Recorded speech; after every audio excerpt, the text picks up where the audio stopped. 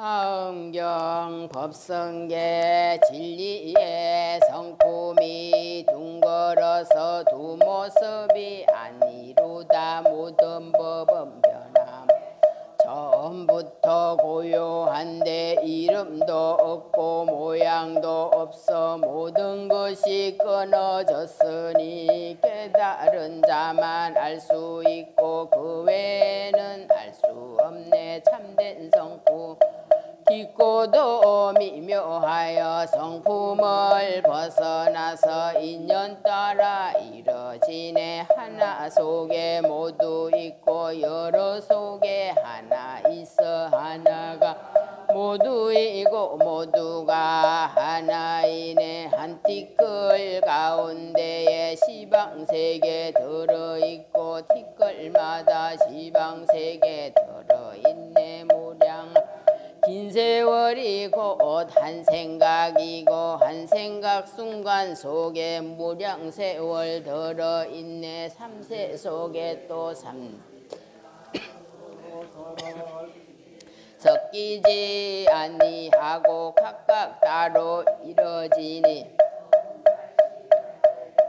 부처님 자리이고 생사와 열반이 서로 같은 모양 일세 진리와 현상은 은은하여 분별이 없으니 열분의 부처님과 경질세 부처님은 고요한 해인산매 가운데서 온갖 불사의 법을 놔두시네. 충생이 안갈노법은 허공에 가득하니 충생은 건기 따라 이걸 얻어가니 우리가 알고자 한다면 망상을 쉬지 않고는 아무것도 모두들이 걸림이 없는 방편으로 겉뜻을 살펴서 진리의 고향에 돌아갈 영역대로 양식을 얻는도다. 심묘한 다란이는 다없는 보배이니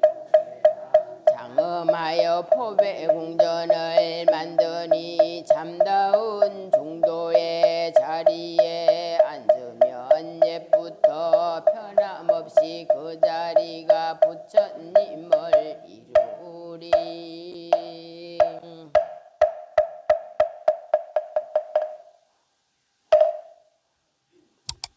다음은 입증하겠습니다.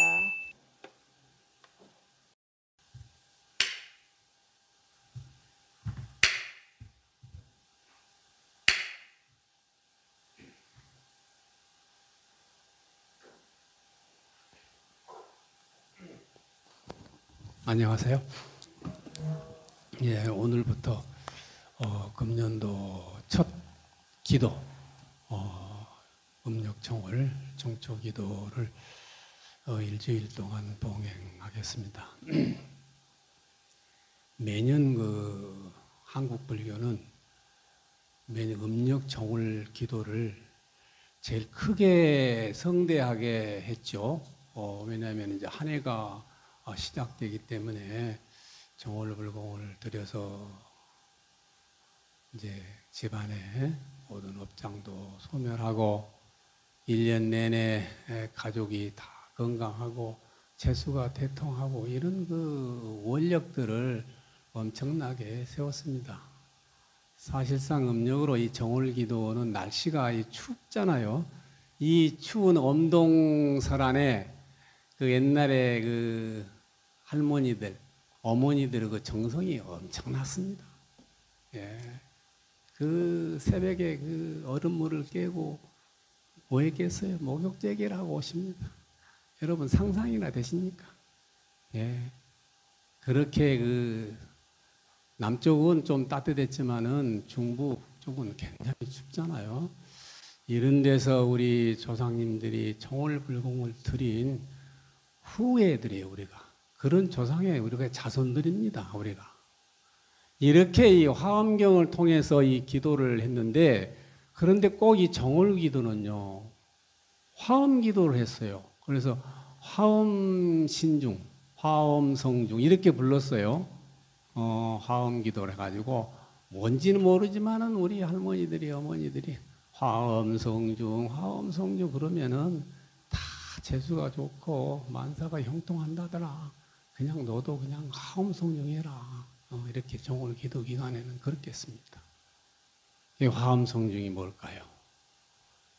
그만큼 이 정월 기도는 이 화엄경 있죠. 우리 불교에는 경전이 참 많아요. 굉장히 다양하죠. 그런데 이 화엄경을 중심으로 한 기도라는 뜻이에요.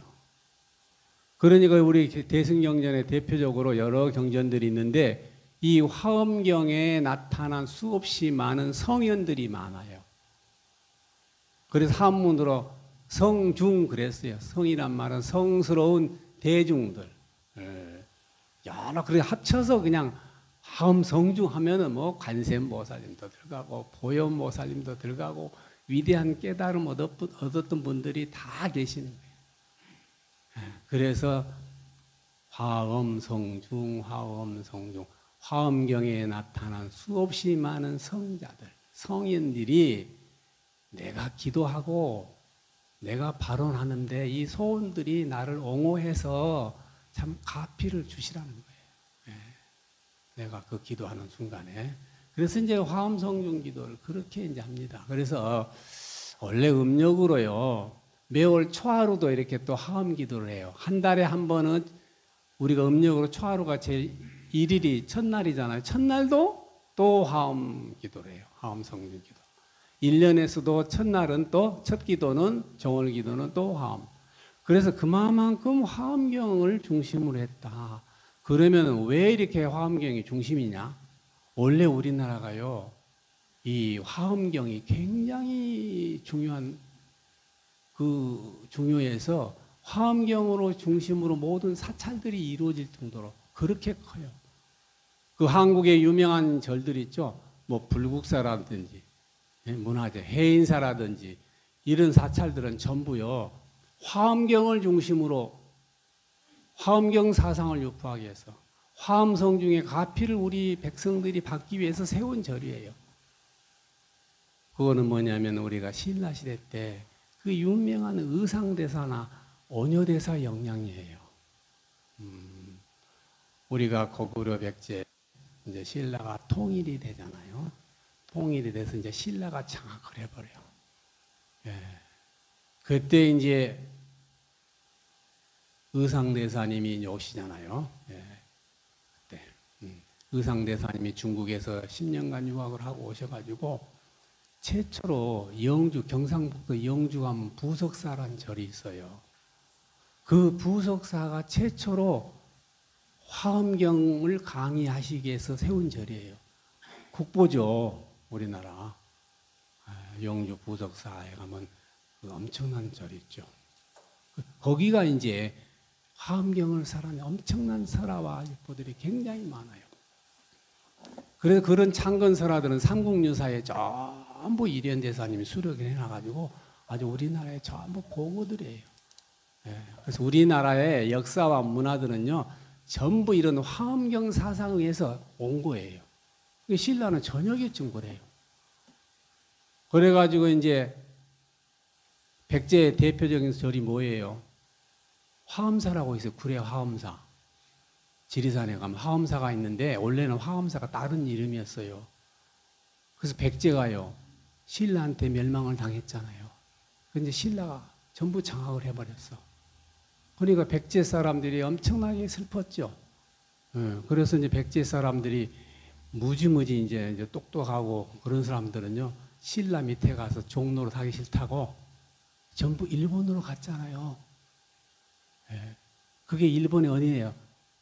일본의 관서지방 하면 나라라는 지역이에요. 나라.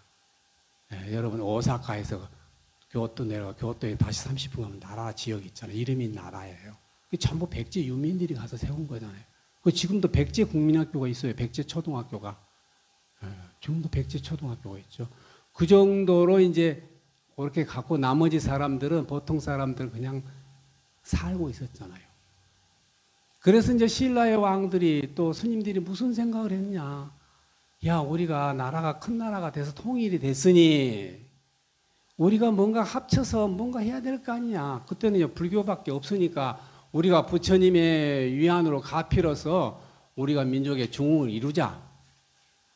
그러면 뭐가 필요하냐? 그때는 바로 의상대사님이나 원효대사의 영향으로 그렇지. 화엄경을 통해 가지고 이 달래주자. 그래서 구례에 있는 절을 화엄사라고 지어요. 화엄사. 절 이름을 바꾸고 거기다가 화엄사에 대한 화엄경에 대한 석경이 있죠. 돌로 화엄경을 새겨놔가지고 영원히 보존토록 그랬대. 지금도 그게 지금 천 몇백 년 석경들이 남아 있잖아요. 그 국보로 지금. 돌에다 새겼어요. 화엄경 내용을. 그래서 이제 벽으로 이렇게 장식을 해놨죠. 그 정도로 우리나라가 이 화엄경이 굉장히 중요해요. 전국에 이제 의상대사님은 화엄경을 유포할 수 있는 화엄경 내용을 10군데 사찰을 지어서 화엄 10차를 지었다. 또는 화엄 12차를 지었다. 이렇게 지금 전해지고 있어요. 그래서 이제 화엄경 도량이라는 걸 어떻게 아냐면요. 해인사라든지 불국사 가면 가운데 부처님 계시죠. 부처님 불상이요. 비로자나불이에요. 비로자나불. 어려운 말로 비로자나 부처님이라고 계셔요. 우리는 석가모니 부처님인데 비로자나 부처님을 모신 사찰들은 전부 화엄경을 중심으로 한 사찰이에요. 이 비로자나 말은 뭔 인도말인데 빛이란 광명이란 뜻이에요. 광명. 태양과 같이 밝은 빛이라는 거지. 부처님의 깨달음은 빛이라는 거예요. 그래서 우리가 가피로 기도해서 가피로부터 빛이 내린다고 그러잖아. 빛이 오는 거예요. 빛. 그래서 광명의 빛을 상징적으로 해서 비로자나 부처님이라고 모신 거예요. 이렇게. 대승불교가 발달하면서 그 정도로 우리나라는 화엄경이 굉장히 가장 중심적인 경이 화엄경이에요. 우리나라는. 삼국시대.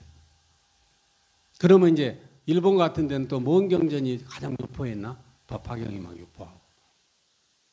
공각경 같은 경전들이 가장 또 선호하고. 그러니까 그때 당시에요. 고승들이, 또 이정자들이, 왕들이 그 고승의 국사로서 이 경이 유포가 굉장하고. 그러면 이제 이거를 왕명으로 지어서 우리가 이렇게 하자 하면 그렇게 되는 거예요. 그래서 신라는 의상대사님이나 원효대사님 영향으로 이렇게 우리나라에 지금까지 화엄경이 아주 중심적으로 이루어져요. 고려시대도 마찬가지죠. 고려시대 또도 고려시대 그래서 불교는요 대표적으로 말하면 뭐가 있냐면요 여러분들이 참고로 아셔야 돼. 이 교학을 경전을 중심으로 한 수행이 있어요. 그러니까 경전을 막 엄청나게 독송하고 경전을 연구하고 이게 수행이에요. 그걸 교학 수행이라고 그래.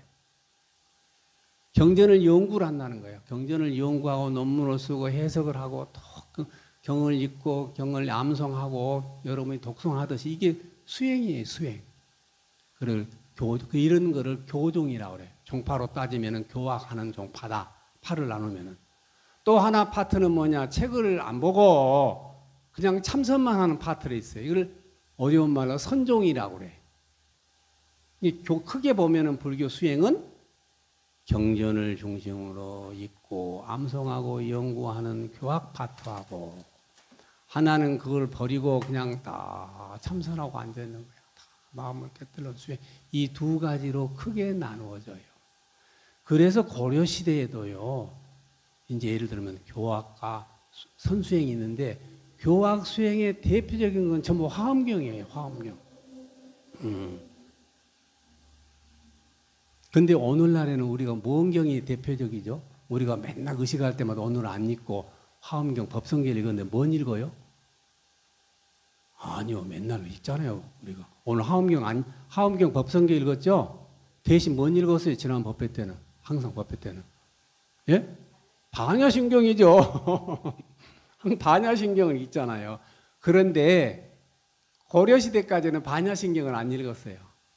안 읽은 게 아니고 그게 중심된 게 아니었단 말이에요. 뭐예요? 화엄경 법성계가 중심이에요.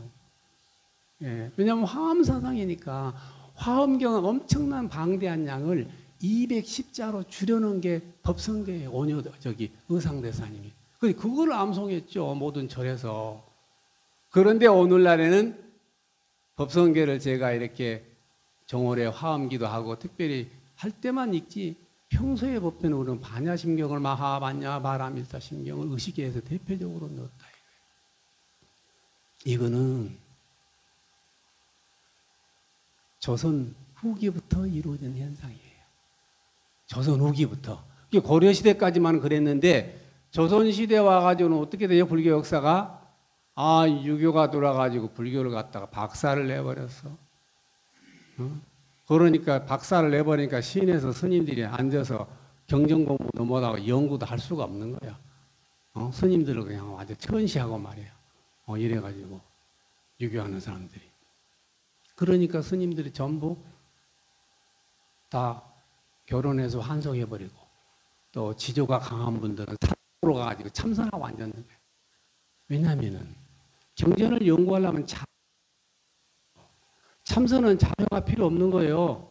뭐예요? 맨몸뚱이만 딱 앉아서 탁 있으면 되는데 이게 경전 공부하려면 공부하려면 뭐가 많아야 돼. 책이 있어야 돼. 자료가 있어야 연구를 할 거 아니에요. 이게.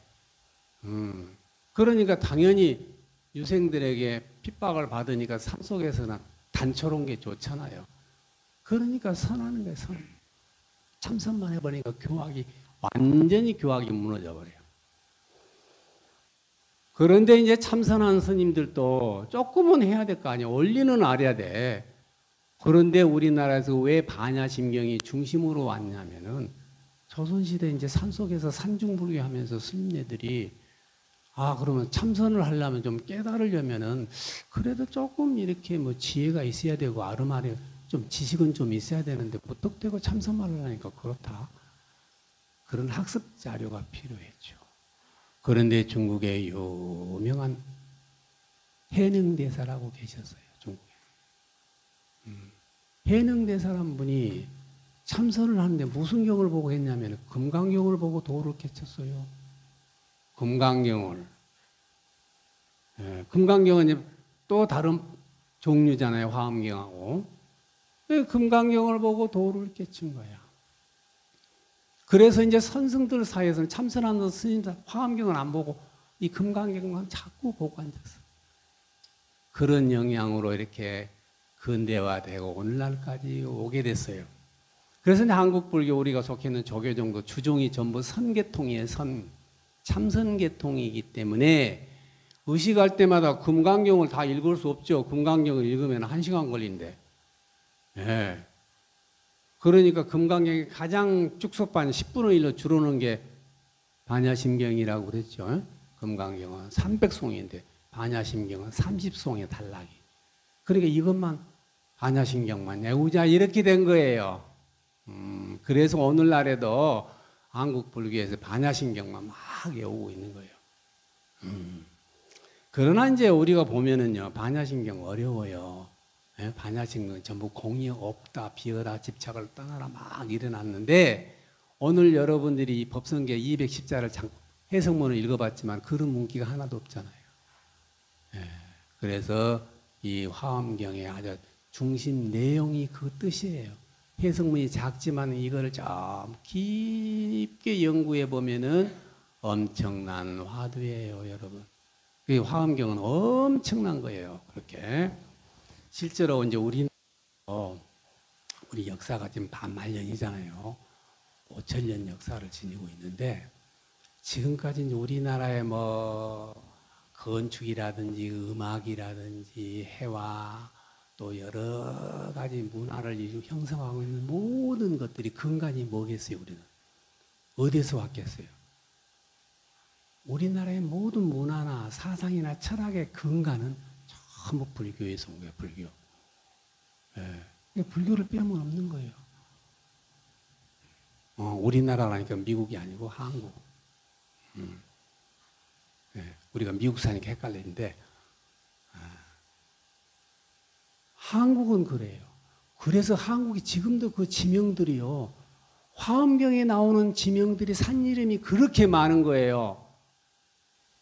화엄경에 부처님을 우리는 비로자나 부처님 이른다고 그랬죠.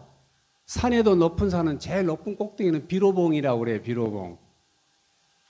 예. 지리산에 막 비로봉 있고 막 이래요. 다 산 이름들이 전부 금강산이고 이러잖아요. 전부 스님들이 풍수지리에 능해가지고 전부 스님들이 이름을 지었어요. 지역 이름들이 다. 그렇기 때문에요. 우리나라에서 한국 철학을 하고 한국 문학을 하는 사람들은요. 근간적으로 불교를 모르면 안 되는 거예요. 지금 뭐 예수가 어쩌고 뭐 성모 마리아 뭐 하지마 이거 헛소리요. 그거 그 사상 누각이요. 모래에다 뭐 하고 있는 거예요.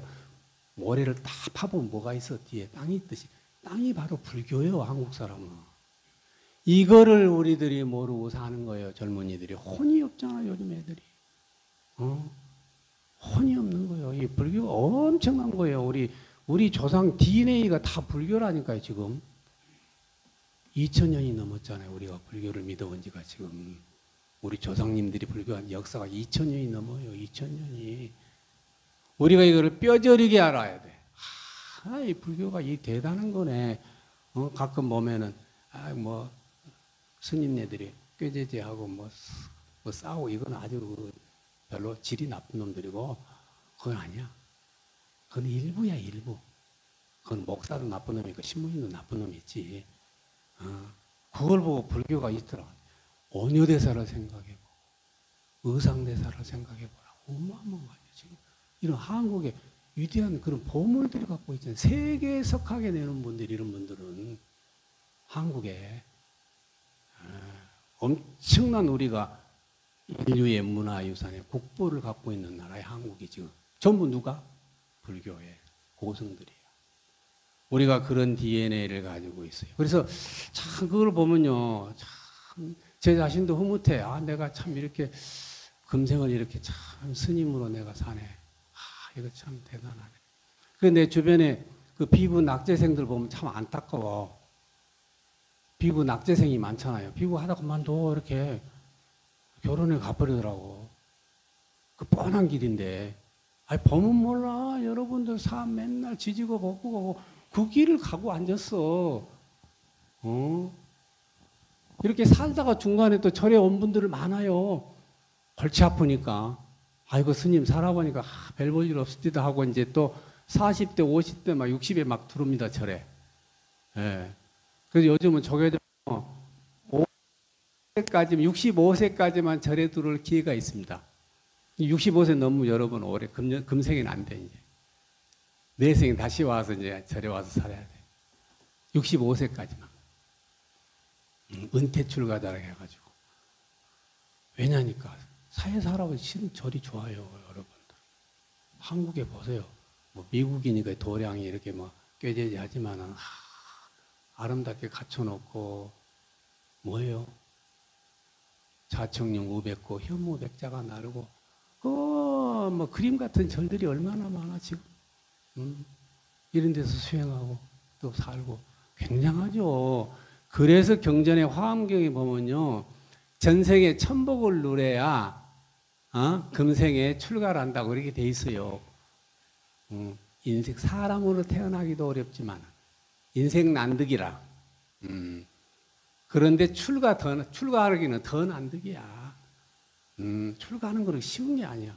그 내가 참 내 자신 보면 참 이렇게 복이 많아가지고 이 길을 왔어 내가 보면. 엄청나게 내 복이 많은 거야. 그래서 내가 불교계로 오도록 이끈 그런 분들이 너무나 감사해서 감사한 마음을 가져요. 얼마나 좋아요. 그래서 이 화엄경을 읽어보면은요, 참 이 화엄경도 이 엄청난 경전을 썼어요. 화엄경은요, 경전 중에서 제일 어려운 경전이에요. 제일 부피도 많고 제일 어려운 경전이 화엄경이에요.